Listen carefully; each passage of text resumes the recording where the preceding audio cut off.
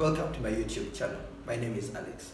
Let me tell you a story of a case that has influenced a generation to date.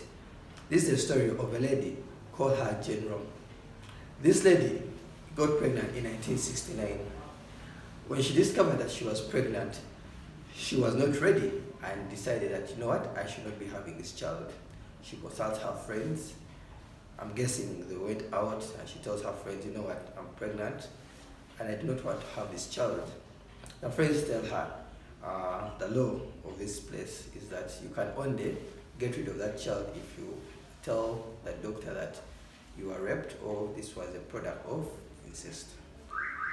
Armed with that information from her buddies, she goes to the doctor. She tells the doctor, I want to have an abortion. She was raped. The doctor tells her, unfortunately, the law of this place does not allow you to have an abortion on the basis that you are raped. The only way you can have an abortion is if you can show and prove that your life is at stake by you having an abortion. And that is after the doctor has examined you. Frustrated, she goes back to her friends.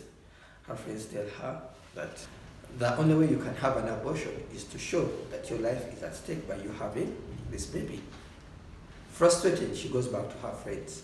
Her friends advise her that, you know what, there is this clinic where we know of a doctor who is carrying out these procedures. It is off the book and this doctor can help you.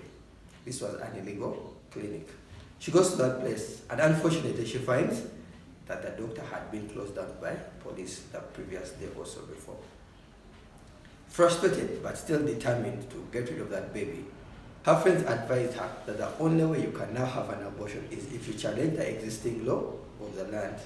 The law of Texas at that time was that a pregnant woman would only have an abortion if she proved that her life was at stake by her having that baby.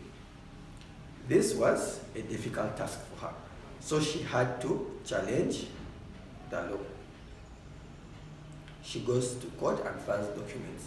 This case heads up until the Supreme Court.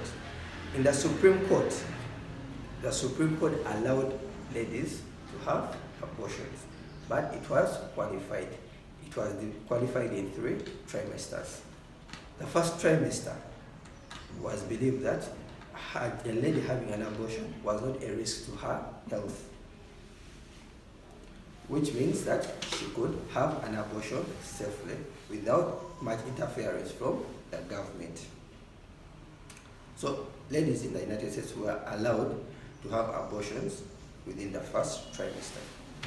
During the second trimester, the court allowed government to interfere, but only to the limit of giving them medical assistance for them to carry out that abortion.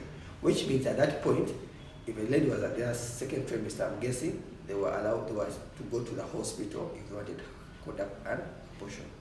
Now, at the third trimester, the court made it illegal, prohibited abortions when a lady was in their third trimester. This meant that at that time, they could not have any abortion. During the third trimester, it is believed that the fetus is now viable.